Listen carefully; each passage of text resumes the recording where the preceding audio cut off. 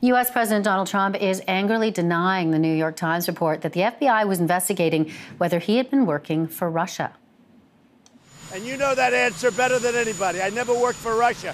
Not only did I never work for Russia, I think it's a disgrace that you even asked that question, because it's a whole big fat hoax.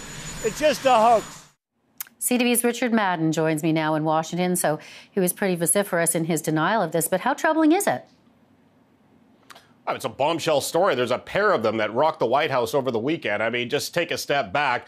The fact that the FBI opened an investigation to determine whether or not the president of the United States was working for a foreign government is extraordinary. The fact that it's Russia is even more stunning. But that's just one of the pair of stories that broke over the weekend. Not only did the FBI open an investigation shortly after Trump fired Comey, then another story by the Washington Post the following day suggesting and reporting that Trump had private meetings with Vladimir Putin in Helsinki and even took the interpreter's notes away. So even his own intelligence people have no idea what those two spoke about behind closed doors. And of course, all this on top of the ongoing Russia investigation of collusion led by special counsel Robert Mueller. So these are stunning reporting, and it really has put the White House on defense at a very extraordinary time. So you heard what Trump said.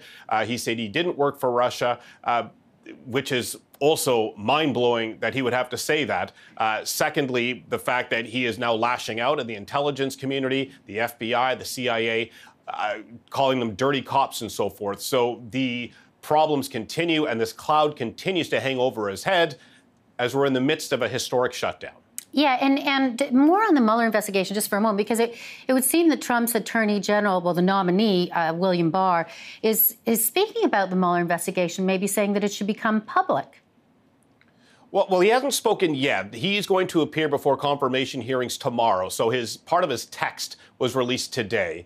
And he is insisting that if he is confirmed as the next attorney general, he will let the Mueller investigation continue unobstructed. And he said it's important for this special counsel investigation to finish to its conclusion. However, that said, I suspect he's going to be asked repeatedly at his confirmation hearing tomorrow, something he said back in 2018 when he was a lawyer in private practice, saying in a letter he wrote to the Justice Department, questioning whether Special Counsel Mueller has the power to investigate the president to obstruct justice, saying Mueller, quote, should not be permitted to demand that the president submit to interrogation about alleged obstruction. So that assertion can be particularly important when he's hammered with questions tomorrow.